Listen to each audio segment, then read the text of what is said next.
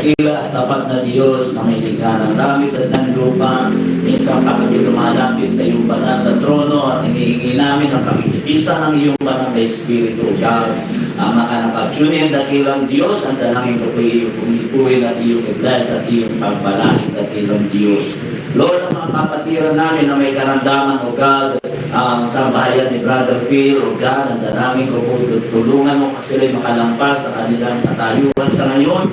Ang dalangin po namin, dakilang Diyos, ingatan mo po silang lahat mula sa lolo, lola, at hanggang sa kapatid ni Phil na kabunsuhan, ay tulungan mo sila mga survive, makalampas at mabalik ang kalusugan nila, dakilang Diyos. Ito ang dalangin namin ng God, ng Brother Nonong, kalakasan at kalusugan at pagbabalik ng kanyang normal na pangatawan at parati namin itinadalangin sa iyo, God. Kaming ganun din, ina ni Brother John Leo, Ruga, hinahingi namin, Panginoon, ang iyong kumpletong kagalingan na igagawad mo sa kanila, Panginoon, at kung saan ang kanilang sambahayan, ang kanilang puso ay makakilala sa iyo, dakilang Diyos. God, salamat sa iyong kabutihan. Ang bansa namin ay iyo po, Panginoon, pangimasukan, O God. Intervention, O God, sa aming bansa. Ang aming dalangin, Panginoon, ikaw ang magluklok sa darating na eleksyon, O God, ng mga karapat-dapat na mamuno sa amin, O God. Ito ang dalangin namin, ang pamunuan, ang fellowship, ang national leader namin, Panginoon, iyo pong samahan at pagpalain at iyong i-bless kasama ng kanyang assistant pastor, O God. Ganun din ang aming mother church, ang Baclaran Paranaque. Hinihingi pa rin namin ang iyong pakikipisan sa kanila at iyong pagpapala, O God. Maraming pong salamat, Panginoon, sa iyong kabutihan at sa iyong biyaya sa aming pagtitipon sa oras na ito. Samahan mo kami na iyong banal na Espiritu, O God. Marami pong salamat sa iyong kabutihan, O God, sa pangalan ni Jesus. Tatalanasan in Jesus' mighty name. Magandang gabi po sa inyong lahat. Kawitan natin ang ating Panginoon habang tayo nagkukumustahan sa pamamagitan na lamang ng ngiti. Okay, kawitan natin isang Panginoon. The time to be happy is now.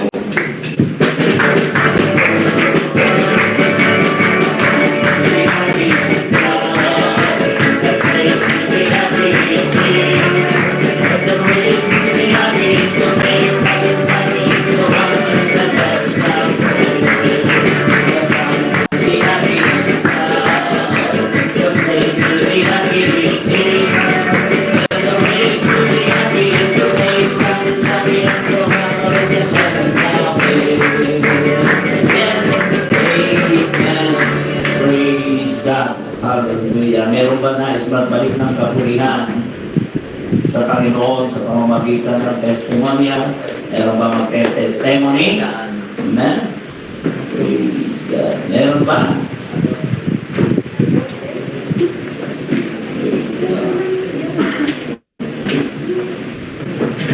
Okay, wala na magte-testimony sa gabi ito. Okay, so kung wala ay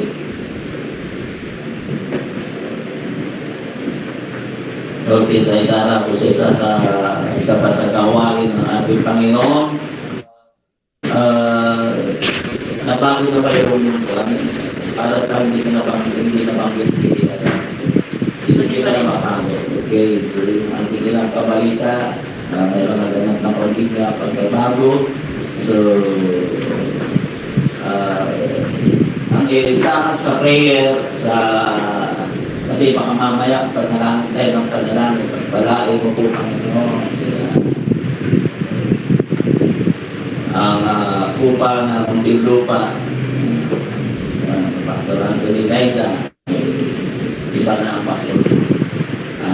Sa ngayon siguro, Pastor Anthony pa rin, pero pagdating ng 17, ay ano na sila, magkapupormal na pupunta to si Pastor Rico at para magkaroon ng formal na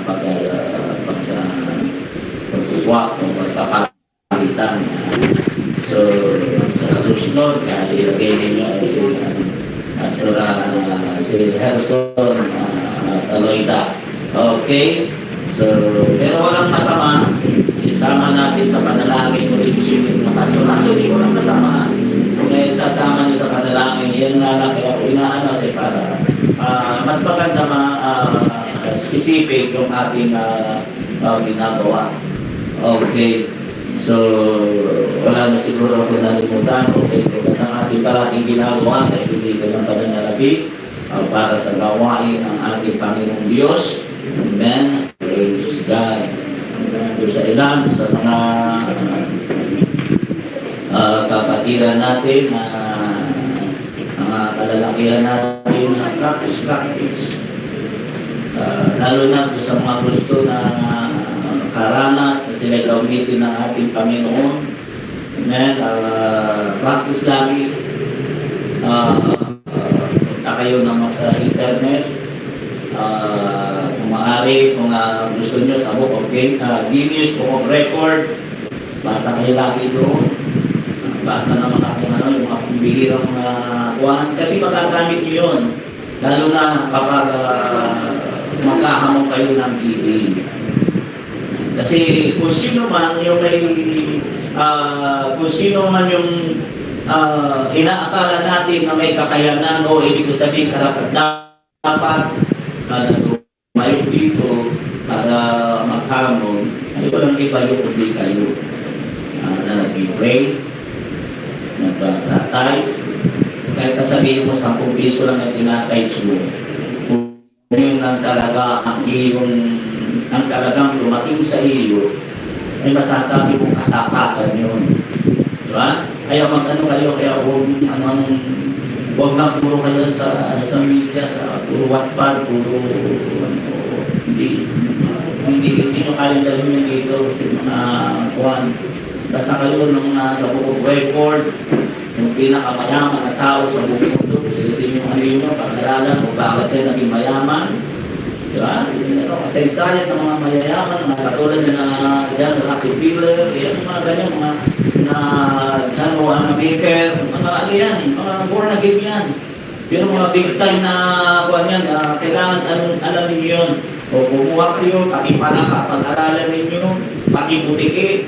Kasi may mga pastor gumamit ng butiki, kaya daw ang butiki ay nakakatagal sa amin, hindi nalalaglag kasi nakabukas ang kamay.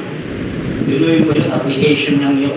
Kung ang butiki na inagdamot, itinikom ang kamay, lalaglag siya. Hindi siya makapanguha ng maayos. Tama nga naman, di ba? So,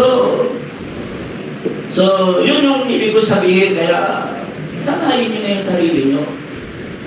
Mag-ano kayo ng yung mga kasaysayan, yung feeling daming challenge, yung mga pangkaraniwan, hindi pangkaraniwan, yung mga tao na gumagastos na napakalaking halaga.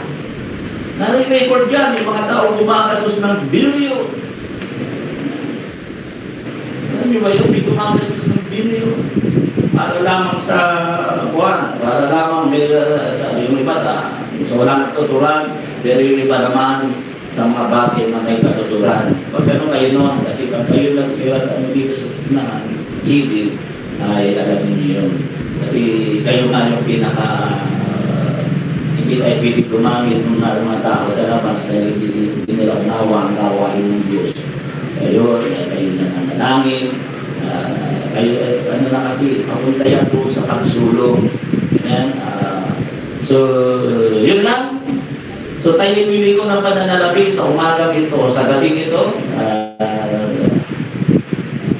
Alam ko, naniniwala ako na unawa nyo ito at doon sa mga naka-online ay una, ito naman hindi ito sa pilitan, hindi para lang dito sa amin,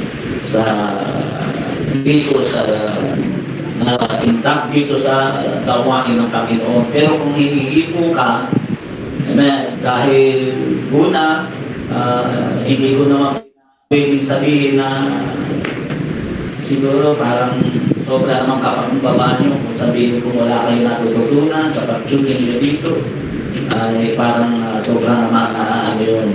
Kaya ibig ko sabihin na kahit siguro makakarampot ay may natututunan kayo, kung nahahamon kayo, gusto nyo yung mga ganitong gawain ay magpatuloy dahil meron kayong natututunan, walang masama. Amen. Kung nais nyo suportahan, nyo na magpatuloy. Pwede kayo lumamit ng GCash. Ganun pa lang, kung anong gusto nyo gawin, nasa sa inyo yun. Hindi ito sa pilitan na, hindi ito, hindi ito persahan. Ito depende kung ano ang tinitipog ng puso ninyo, pwede ninyong gawin.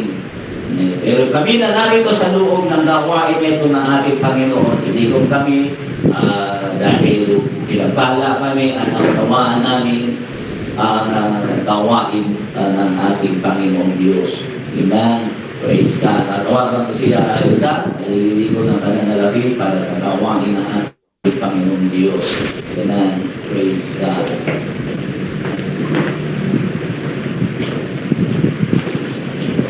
Dahil manalangin sa Panginoon, dakila at tapat na Diyos, maraming pong salamat sa iyong kabutihan, sa mga bagay na ginagawa mo sa aming mga buhay, O God. Maraming pong salamat, Panginoon, sa lahat ng ito na ginagawa mo sa amin, O God. Pagpalain mo at patuloy ka magbukas ng puso at isipan ng iyong mga anak. Pagpalain mo rin ang mga nakatuning, dakilang Diyos. Bless mo ang kanilang buhay at pagpalain mo sila, Panginoon. Maraming pong salamat, Panginoon, sa iyong kabutihan at sa iyong biyaya, O God, sa pangalan ni Jesus. Amen. Praise God. Okay, the time to be happy is now.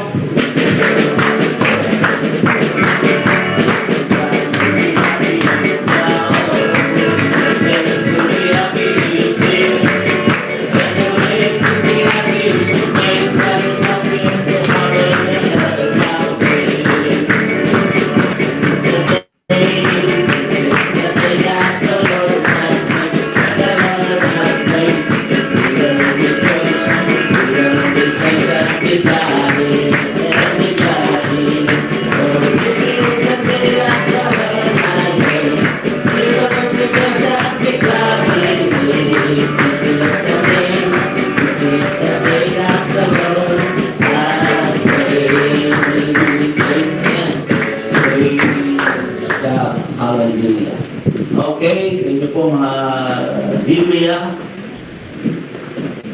Praise God. Sa Bible, mayroong isang hari na si Haring Akar o Akar ay nagnasa siya na yung kanyang o yung isang lupa na nasasakupan, hindi ko na matandaan ko ng pangalan ng isang Israelita na yaon, ay gusto niyang maging pag-aari. Kaya lang, nakausapin niya ang tao na may-ari ng lupa ay tumanggi ito at sinabi niya hindi niya kailanman ipapibili ang lupang iminana niya o tinanggap niya mula sa kanyang magulang. At dahil doon, ang hari ay umuwi na parang bata at nagpulong sa kanyang kwarto, hindi kumain. Nakita siya ng kanyang asawa, tinanong niya kung anong nangyari sa kanya. At sinabi niya, yung Israelita na ito ay hindi ipinagbili sa akin ang kanyang lupain. Sabi ng kanyang asawa na si Jezebel, madali lang ang solusyon niya. Patayin mo ng tao at napupunta sa iyo. Ikaw ang hari ng Israel, patayin mo. Ang tao yun ang sabi roon, yun nga ang kanyang ginawa. So, hindi kong puntuin doon, minsan may mga bagay na gusto natin pero hindi natin makukuha. Alam mo kasi ang tao, ang style ang puso ng tao. Minsan may mga tao hindi na kayang tumanggap ng salitang hindi o hindi pwede. Yun ang isa ng ang buhay ng tao. Dahil ang gusto ng minsan may mga bagay na gusto natin makuha pero hindi natin makuha yung bagay ng yaon. Sino ngayon gabi ang gusto mong ang lahat ng bagay na gusto mo makukuha? Gusto natin ang lahat ng bagay ay makukuha natin. Okay? Ako'y mangungusap sa isang simple at payak na pangungusap. The preference that cannot afford to reject over the world. Ang kagustuhan na hindi kayang tanggihan sa ibabaw ng mundo. Dapat natin maunawaan na si Jesus ay nagsalaysay ng isang talinghaga na sa talinghaga na yaon ay pinapakita niya, amen, na mayroon palang isang bagay na kapag ginusto mo ay hindi ka po pwedeng hindi paindihan. Yung ipinapakita niya doon sa kanyang pagsasalaysay ng isang talinghaga.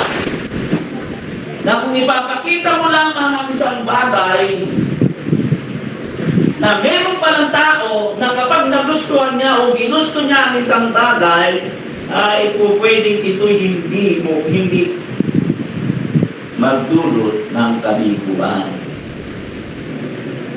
Sahin natin ang kanyang isinalaysay. Kaya gusto ko nga kinuha yung ating paksa na ating pinag-aralan. Preference that cannot afford to reject over the world. Ang kagustuhan na hindi kayang tanggihan sa ibabaw ng mundo. Tinanong ko kayo kung gusto niyo yung mga bagay na yun. No? Kapag meron kayong nagustuhan, ay walang sino mang hindi sasang-ayon sa kagustuhan mo. Lucas chapter 18 verse 1 to 8. Ang sabi ng Bible ay ganito. At sinalita niya sa kanila ang isang talinghaga na sila'y dapat magsipanalangin lagi at huwag manlupaypay, na sinasabi, may isang hukom sa isang bayan na hindi natatakot sa Diyos at walang tao pinagpipitagalan. At sa bayang yaon ay may isang babaeng bako at sinaparong madalas sa kanya na sinasabi, iganti mo ako sa aking kalit. At may ilang panahon na siya tumatanggi na dapat pagkatapos ay sinabi sa kanyang sarili, bagamat hindi ako natatakot sa Diyos at di nagpipitagan sa tao. Gayunman sapagkat pinigay ko ang baong ito, igaganti ko siya, baka na ako bagabagin ng kapaparito. Nasa na yung akin? Yung hirap dito sa banat na yun. Hindi kasi mga ano, pag wala ito, ayaw kumana. Okay.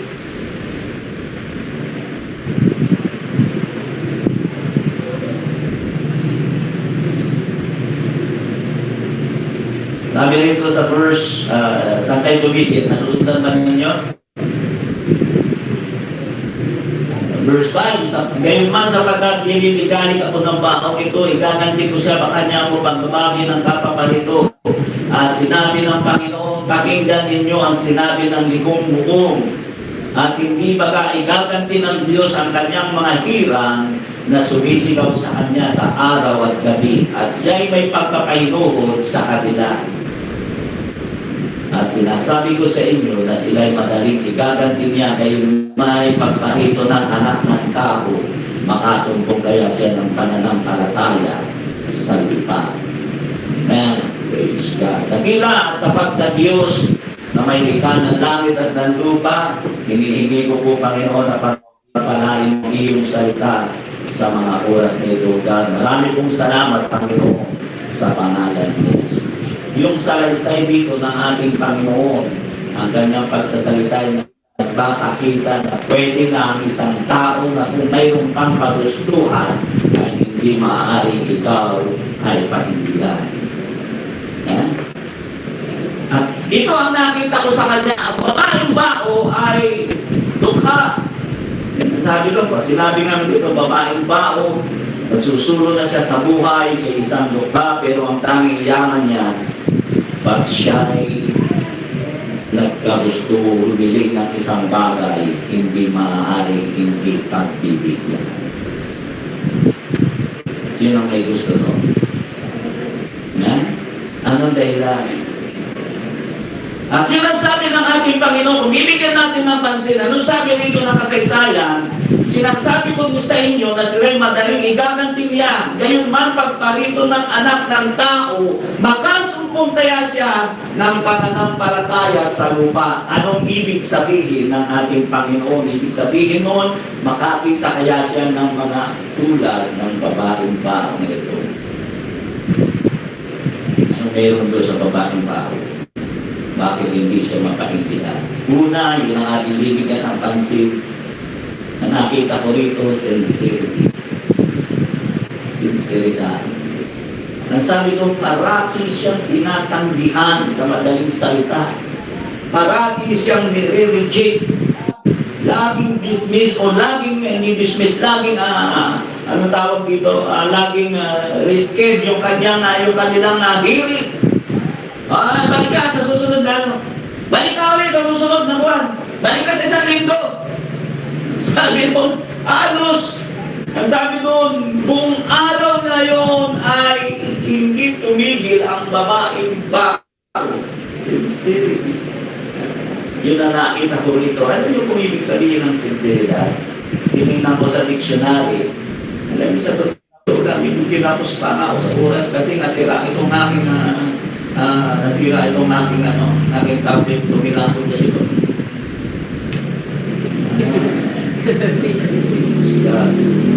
Ang sabi dito sa Webster na nakalagay dito, yung salitang sincerity, ang definition niya rito ay honest, tapat. Yung parang kasing kahulugan. At binanggit pa rin dito yung salitang sabi dito, free from adulteration, pure. Sabihin, dalisay. Ibig sabihin, honest, pure. Ibig sabihin, malinis. Dalisay, yun ang ibig sabihin nun. Parang di naman matay yun, dalisay. Nasigaro pala yun. Pangatlo na binanggit dito ay true. Katotohanan kung totoo. Yung pala yung ibig sabihin ng sincerity. Kaya ito ang makikita natin dito sa babaeng ito, sa babaeng bao. Yung kanyang sinceridad. At ako'y naniniwala kung makikita sa iyo ang sinceridad na ito, yung sincerity, maaaring maging katulad ka rin ng babaeng ito, hindi ka maaaring pahindihan. Sinceridad kaya nabasa ng lalaki, nabasa ng litong hukom. Ang sabi doon, binanggit ng Panginoon ay litong hukom, isang hukom na walang puso. Hindi marunong maawa, hindi marunong mahamad. Pero pansinin mo, napakumbaba niya yung nabago niya ang isipan ng likong hukom. Because of sincerity. Alam niyo ba na pwede niyong baguhin ang isipan, maging ng magulang ninyo kung ikayo'y may tinatawag na sinceridad. Alam ba ninyo? Sincerity. Likong hukom, baluktot na hukom.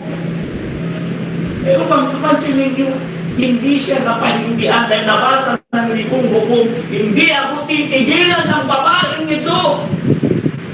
Ay, magandang bagay yun. Ang makita sa iyo na ikaw ay seryoso sa iyong ginagawa. Kung bakit minsan, pansinin mo, isang bagay na makikita natin, respeto ka ng tao pag nakita niya ikaw ay seryoso sa ginagawa mo. Yung sincerity, pag nakita sa iyo yan, pero yung huli kong hukom, nirespeto yung babaeng bao. Okay, sige na na, pagbibigyan ko na nasa. Dahil nakita na hindi ako mananalo sa babaeng ito.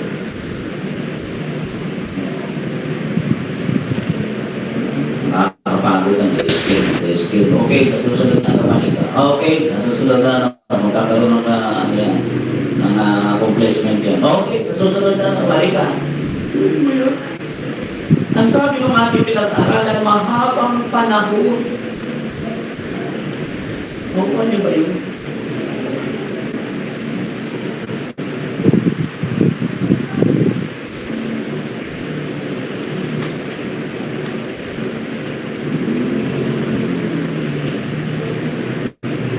Sabi doon, may ilang panahon na siya'y tumatanggi.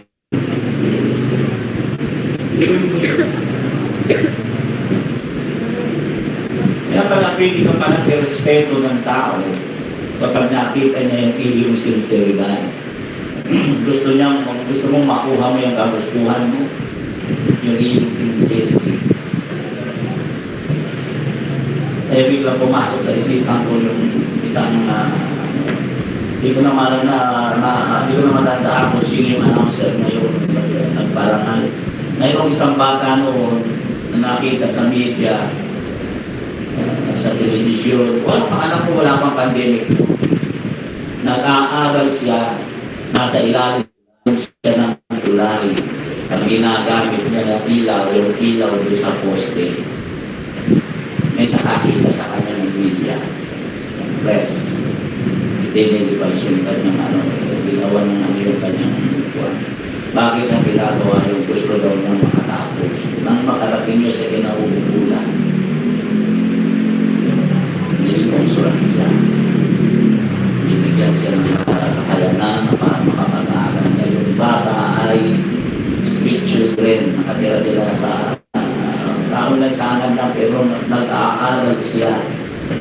Ang ibig sabihin, kung ito ay nangyari sa kanila, ang isang nakita ko roon ay yung salitang sincerity.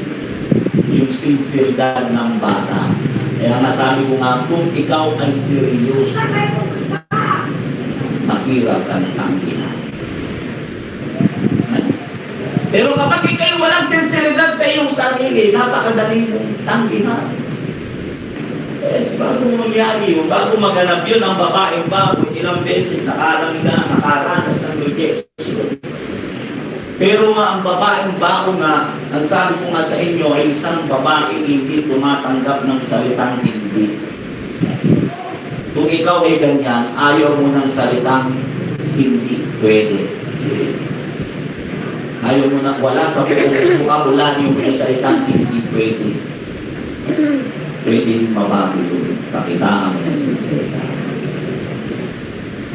Yan. Saan ka seryoso? Saan ako ng kaseryoso? Pangalawa, bibigyan ng pansin dito, determination. Determinado. Pag sinabing determinado, matatag, hindi pwedeng ugain, hindi pwedeng yaligin. Kahit ano ang mangyari, hindi kayang igugo kahit na ng tsunami. Determinasyon. Yun lang nakita natin dito. Dalawa lang yan. Sincerity, determination. Determinasyon. Hindi kayang. Nakita ng malalaki mo kung sabi kong babae nito. Kahit ano ng pakikita pang gano'n ko. Kulang na nga tayo pahawag sa aso. Hindi na napilangin kasi kung paano. Yung sitwasyon. Siguro pag lalabas yung hindi lalabas nung muko. Kaya lang, pag lalabas, makikita niya kahit alas 9 na ng gabi, naroon pa rin sa gate ng kanyang bahan. Judge! Judge! Pero mo kami maapit ko. Pagtanggol mo yung aking usapin. Judge! Judge! Nakita niya yung determinasyon.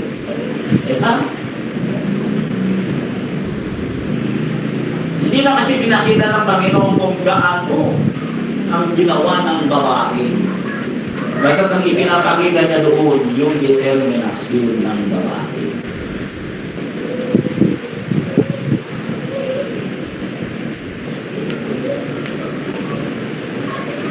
Ulitin ko, kung nais ninyo makuha ninyo ang isang bagay na gusto niyo makuha sa inyong sarili, magkaroon kayo ng determinasyon. Nais naman kayo ay igalang, respeto, pakinggan. Sino ang gusto nyo sa'yo pinakikinggan?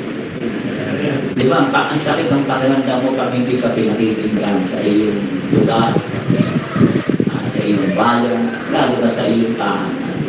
Hindi ka pinakikinggan. Sakit yun. Gusto mo ikay pakinggan. Nagkaroon ka ng determinasyon. Kailangan magbayad ka.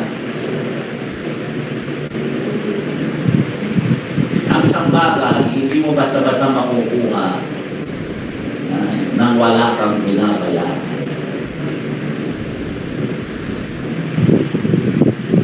Sabi nga ni Pastor Boy nung meeting namin, isang araw daw may dumalo sa kanila na baguhan na nag-announce doon sa unahan. Sa Sabado, meron po tayong practice. Kung Biyernes, may practice po tayo. Dahil Sabado ay namin po na 1 day music jam. Yung dumalo ng Miyerkules ng gabi, first time na dumalo, bumalik ng Biyernes. May ganang gitara, palagay sa ano, tapos yung amplifier pandala. May practice ba? Meron. Kami may practice. Bakit hindi pa ako nag-isumali? Kristyano naman ako nga. 6 months muna. Kailangan muna ikaw ay magbayad ng 6 months. Hindi na bumalik. Gusto niya na kasi gano'n. Hindi mo pwede makuha ang wala kang babayaran. Kaya nga pa sa tuloy, hindi ko pwede kung makuha mo isang bagay nang wala kang babayaran. Gusto mo makuha ang tiwala, magbayad ka. Pero ang tema nga kasi nila doon, katulad na sinabi ko kaninang umaga, foundation. Hindi tayo pwedeng gumamit ng tutugtog sa unahan ng hindi muna nananalangin sa loob ng 6 na buwan at hindi tumatayo ng dire-diretso sa loob ng 6 na buwan. Kaya yung mapapalad kayo. Naumpog ka lamang, pwede ka na mag-bills. Mapapalad kayo, samantala na yung mga kasi palo na rin tayo. Pero makikita nyo, unti-unti, humihigpit na. Pinatutupad na natin ang ating standard, yung ating stand. Dahil yun ang pundasyon ng church. Amen? Ng future ng ating church. Kaya masabi nga niya, sabi ni Pastor Puyin, naalala ko Pastor Glenn pa, na nabubuhay pa. Nagpaawit, sila nag-aawit, mayroon yung isang babae na sayaw ng sayaw. Ni Pastor Black ka, pinatigil yung Miguel kayo, nagsabi, hindi ka po pwede sister magsayaw nang hindi ka muna nagbabayad doon sa musikero. Ewan ko kung gano'n ka totoo yun. Sabi ko, parang ang street masyado naman doon. Kasi natin doon talaga yun. English, hindi Tagalog. Hindi ka po pwede sumayaw. Hanggang hindi. Kasi sa akin, hindi man tayo nasayaw talaga eh. Hindi ka pwede mo na sumayaw hanggang hindi nagpapakyan doon sa ano. Hindi kasi sa atin nag-aano ng gano'n na sumasayaw. Kaya mo dito wala sumasayaw. So, Pastor Clark talaga masyado na to. Pero biro lang naman yun. Ano lang niya. Pero biro na may kahalong seryoso. Okay, determinasyon. Unayos natin na tayo ay makuha natin yung mga bagay na dapat natin. Respeto, yung lahat ng bagay na kagustuhan. Ito kasi ang ipinapakita ng ating pinag-aaralan. Sinasalarawan ni Jesus. Kaya nung sabi niya, manalangin kayo ng walang pating. Yung nasabi na doon sa unang pagtasahin namin ulit, yung unang teksto natin binasa, sabi dito, at sinalita niya sa kanilang isang talinghaga na sila'y dapat magsipanalangin lagi at huwag manlubaypay. So yun ang ibig sabihin ng determinasyon. Magbayad ka ng determinasyon. Kung nais mong ikaw ay irespeto, igalang, makuha mo ang lahat ng bagay na gusto mong makuha sa buhay mo, kinakailangan kang magbayad ng salitang determinasyon. Sincerity at determinasyon. Pangatlo, dito ako magtatapos, unless you do not have it, you cannot influence others. Malibang mayroong ka nito, sincerity at determinasyon, hindi ka makaka-influensya ng iba.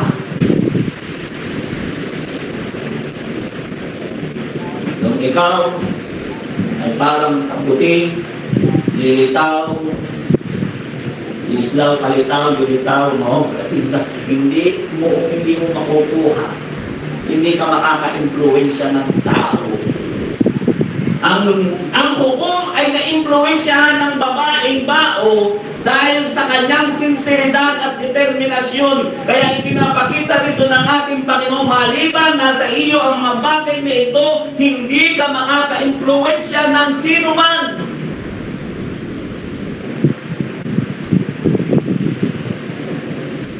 Tulad nung sinabi ko kanina, yung lalaki na batang maliit, bakit nakatawag siya ng pansin ng press?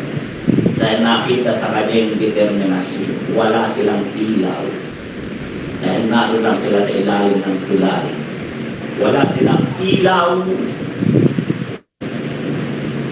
Sa umaga naman daw, hindi siya makapag-ano dahil nangangalakal, nagkakalkal ng mga basura.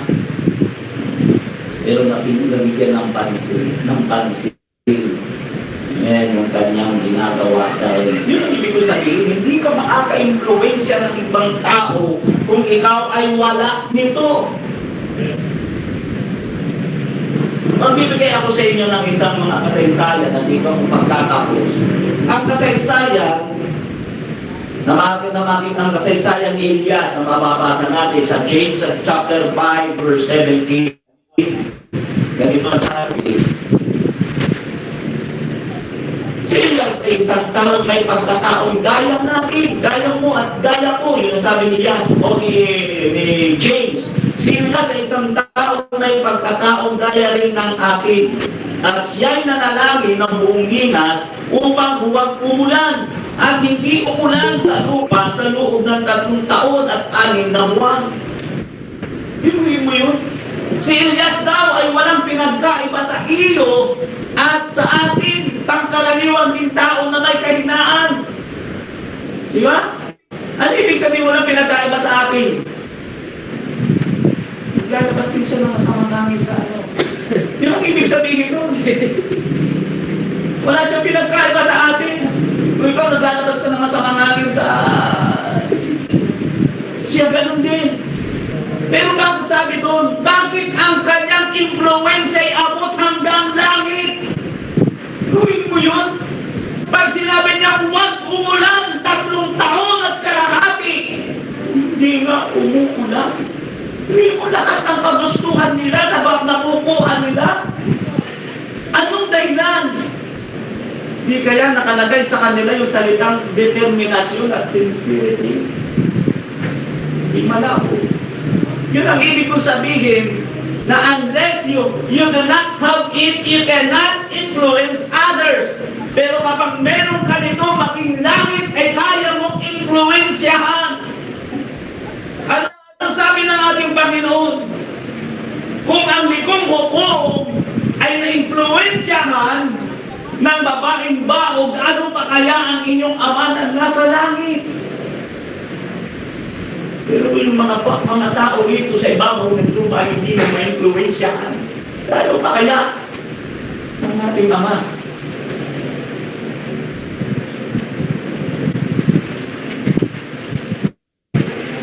Basahin natin si Joshua. Joshua means Savior. Sabi rito, napagkagayon ng salita sa Joshua sa chapter 10 verse 12 to 13. Joshua sa chapter 10 verse 12 to 13. Ganito ang sabi ng salita ng Panginoon. Nang magkagayon nagsalita si Josue sa Panginoon ng araw na ibinigay ng Panginoon ang mga Amoreos sa harap ng mga anak ni Israel at kanyang sinabi sa kaninang Israel, araw, tumigil ka sa Gabaon at ikaw buwan sa libis ng Ahalot. At ang araw ay tumigil at ang buwan ay huminto hanggang sa ang bansa ay nakapagigante sa kanyang mga kaaway. Hindi ba ito nakasulat sa aklat ni Chasser at ang araw ay tumigil sa gitna ng langit at hindi lang madaling lumubog sa isang buong araw? Yung mga tingin ni Josue sa kanyang kaseryosohan, sa pagkikipagpaka, sa pagkikipagtagaan, para lang matapos na yung pakikipagdigmaan na yung matapos na nang wala ng kaaway ng Israel, ang sumigaw siya, araw, tumigil ka! Hindi man lumubog ang araw. Huwag na natiling matindi yung sikat ng araw. Ganong kalakas ang influensya nila maging sa langit. Dahil sa salitang determinasyon, dahil determinado si Josue, hindi niya bibitawan ang kanyang tabak hanggang hindi niya natatapos ang lahat ng lahi ng Amoreo.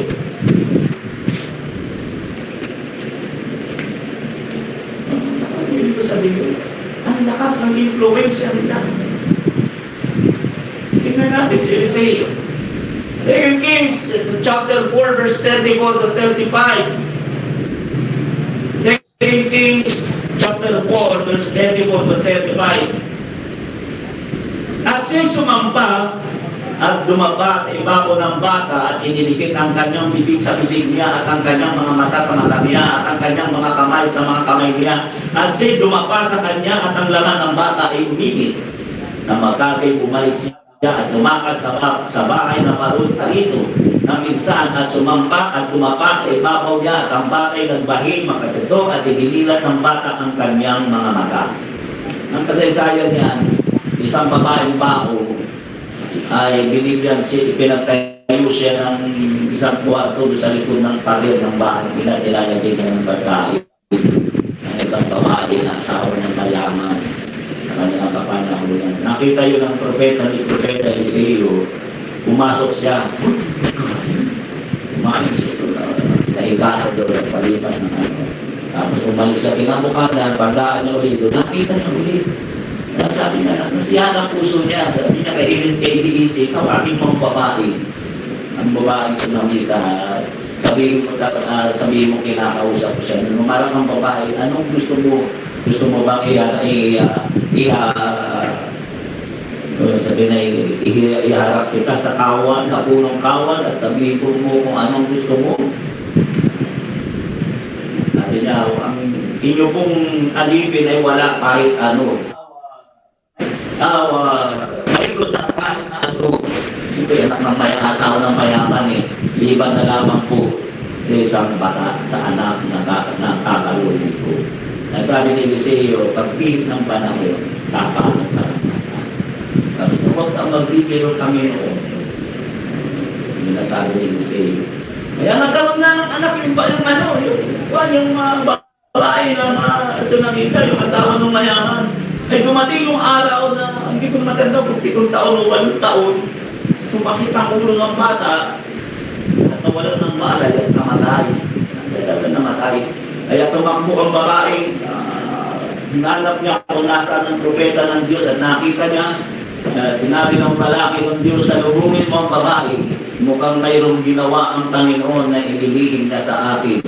Kaya sabi doon, sinalubong nalaman ng patay ang anak. Kaya ginawa ni Eliseo, hawakan mo ang aking tungkol, pagpasok mo sa bahay, ipatong mo sa ulo ng bata.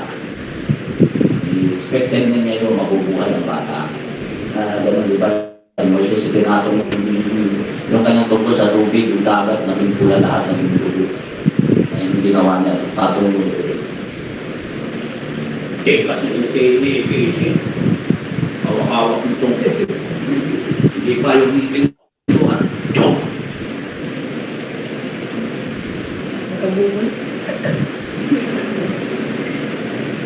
Hindi ko na, lamig. Bumalik siya, sinalubong niya si Eliseo. Siyempre, sumunod din si Eliseo Pinatong mo na. hindi na buhay. Tumabi ka dyan. Ang ginatutod ko. Tumabi ka dyan. Yun ang sabi roon. Ilang beses na dumapa si Eliseo. Sabi mo, ang kulit ni Eliseo, determinado siya. Seryoso siya, yun ang makikita mo roon. Seryoso siya, talagang dumapa siya, tumayo. Lakad-lakad, balik-balik, tapos dumapa ulit. Tapat niya yung uno niya sa noo ng bata, yung mata niya sa mata ng bata, yung bibig niya sa bibig ng bata. Ayaw ulit, pagkatapos nun, dapa ulit, yun ang sabi nun, at ang bata ay nabahing ng 7 beses at ang bata ay nabuhay. Ibig ko sabihin, ang lakas ng influensya nila sa langit. Nagagawa nila mga bagay nila. Dahil sa salita, anong meron sa kanila? Determinasyon at sincerity. Tingnan natin si Pedro. Tingnan natin yung babae na tinawag na Ginsel. Yan dyan nakuha ang pangalan ni Ginsel. Sabi nun, papasahin ko na lang. Ngayon ay may isang alagang sa Chope na nagngangalang Tabita na ang kahulugan ni Dorcas, ang babae Pipos mo sa gawa at pagkaawang gawa na kanyang ginagawa. At nangyari na mga araw na yun na siya nagkasakit at namatay at nang siya mahugasan na nila ay kanilang ibinurol siya sa isang silid sa itaas. At sapagkat malapit ang lida sa Jope, pagkabalita ng mga alagad na si Pedro ay naroon ay nagsugo sa kanya ng 2 katao, ipinamanik sa kanya na huwag kang magluwat ng pagpalito sa amin. At nagtindig si Pedro at sumama sa kanila at pagdating niya, inihatid nila sa silid sa itaas at siya hiniligin ng lahat ng mga babaeng bao na nagsisitani sa pinapakita ang mga tulika at ang mga damit na ginawa ni Dorcas nang hindi kasama pa nila. Datapat pinalabas nila ng lahat ni Pedro at lumuhod at nanalangin at pagbaling sa bangkay ay kanyang sinabi, Tabita, magbangon ka. At iminulat niya ang kanyang mga mata at nang makita niya si Pedro ay naupo siya. At inabot ni Pedro sa kanya ang kanyang kamay at siya itinitid at tinawag ang mga banal at ang babaeng bao at siya inirap niyang kumain. Grabe, isa nila. Kung ano yung gustuhin nila, kahit patay, nabubuhay nila. Hindi ba mangyari ito sa panahon natin? Yes. Hindi ko kilala si Pastor Manny Casiao. Meron siyang ina. Yung ina nun, taga-Bicol sila. Yung ina nun, mayroong kinalaw na ibinuburon. Gumagawa na ng maghapon ng patay. Eh kasi namatay magabi, pinabukasan pa. Ano patay namin? Nahirap lang kasi sila ang gumagawa ng tulog-tulog sila. Tinalaw mo namin ni Pastor Manny kasi asan ba ang bangkay? Ibinagpay. Lumalang yung tagiri. Nakita mo kamag-anak, lumalang yung tagiri. Ha! Nabuhay yung bangkay! Kalat yun doon sa buong dito. Hindi nyo nakita yun, kaya napatay mo yung matanda na yun. Pero grabe, yung kanyang influensya, paano niya nagawa yun? Alam nyo, sa sobrang influensya niya, ang edad nun, 80 anyos, nakapag-asawa ng 30 anyos. Aba, ano na sinasabi ko sa influensya niya?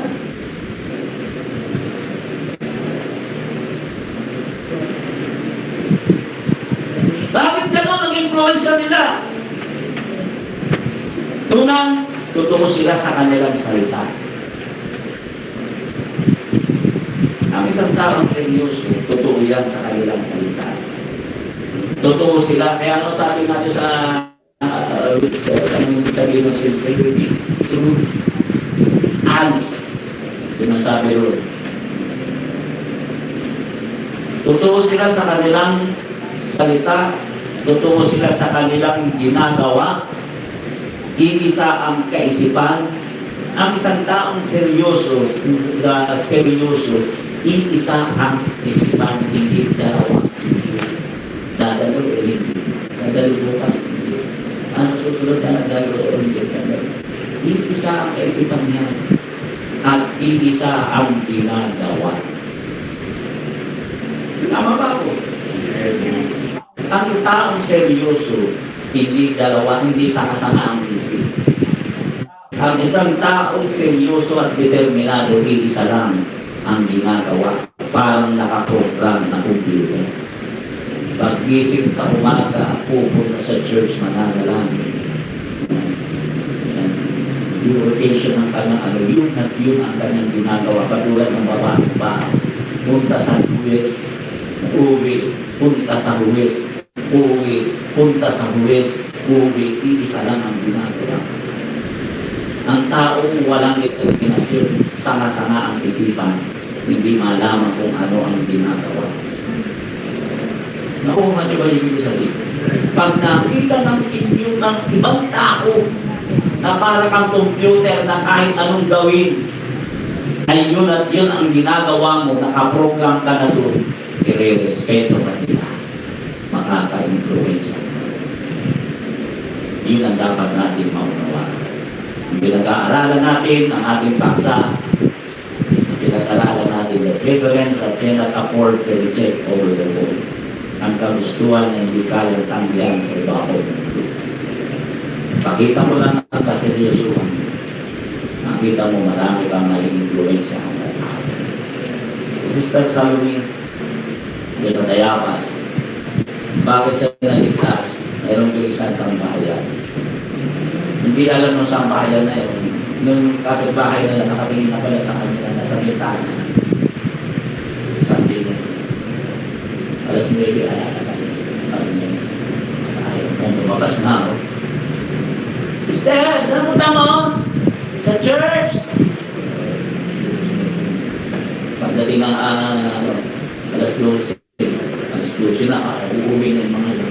Sister, saan nilali? Sa church? Ano? Oo, sa church. O, sister, saan kayo pupunta? Alas 5:30 na. Sa church. Kaya kung sa araw, sister, Wednesday ngayon na. 6:30 na. Hindi kayo mo dadalo sa church. Alam ka? Kasi alam nila na paano isang ginagawa. Naman, sister, na-late lang ako. Kasi galing ako doon sa naglalala ako ng basket. Kasi natrabaho ko doon sa bibihis na ako. Paglabas niya, kasama na yung tanong ng tanong. Na-influensyahan niya. Ayaw, pwede ba ibig ko sabihin? Kapag determinado ka, iisa lang ang iyong ginagawa. Ang computer na nakaprogram. Amen? Hindi sanga-sanga ang isip. Totoo sila, totoo sa kanilang salita, totoo sa kanilang gawa. Iisa ang kaisipan, iisa ang ginagawa. Yun ang ibig sabihin ng sincerity at determinasyon. Iyoko natin ang ating mga ulo. Nag-usap ako sa isang simple at payak na pag-uusapin. Kung guys mo na hindi ka makaranas na ikaw ay nire-reject, matanggihan, magbayad ka ng halaga. Ipakita mo ang determinasyon at sasabihin ko sa iyo, pati langit ay kaya mong influensyahan. Amen?